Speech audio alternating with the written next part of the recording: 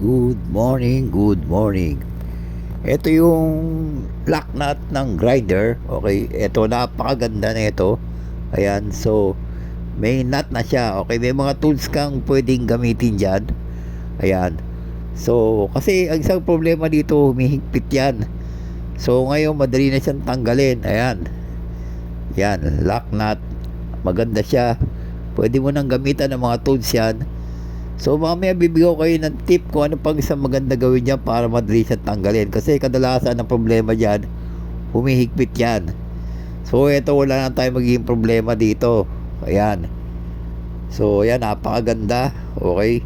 So madali siyang tanggalin. Kasi yan nga, kadalasan problema niyan pag humihigpit yan. Okay.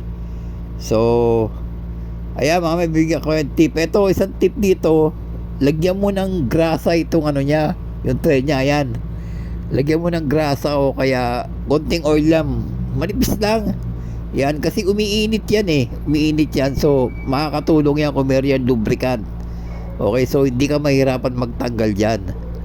Ayan, yan ko. Ngayon kung ibabalik mo naman yan, higpitan mo. Ayan, huwag ka nang gumamit ng ng tools niyan. Pwedeng kamay lang. Ayan, ikutin mo lang ganyan. Yan, tapos hawakan mo na yung yan ganyan, ikutin mo.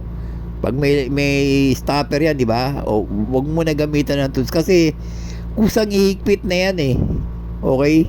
So ako, ginagawa ko, hindi ko na ginagamitan ng tools yan pag hinigpitan ko. Tamang higpit lang. Kamay lang ginagamit ko diyan. So higpit ng kusa yan. Yan, pag ganyan, para hindi ka na mahirapan magtanggal.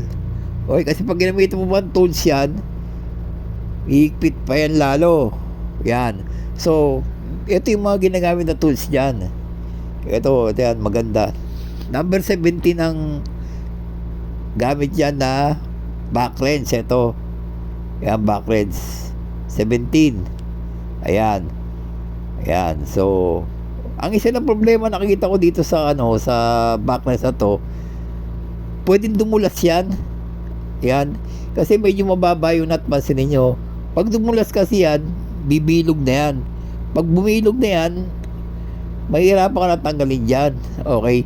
So ang ginagamit ko dyan na tools, itong backless yan. 17 na backless. Ayan. So pag ito gamit mo, talagang kakapit yan. Walang kawala yan. Okay. So madali siyang tanggalin. At saka leverage siya, maganda, medyo mahaba yan, no. So ito pa yung isang tools na maganda diyan, ito, tong socket. Ayan, socket wrench na gagamitin mo. 17 din yan. Ayan.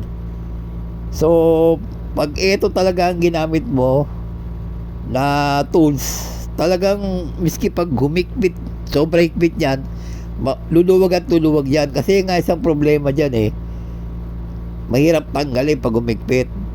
So sana nagustuhan nyo ng video ito. Paki-like, paki-share, paki-subscribe, and God bless.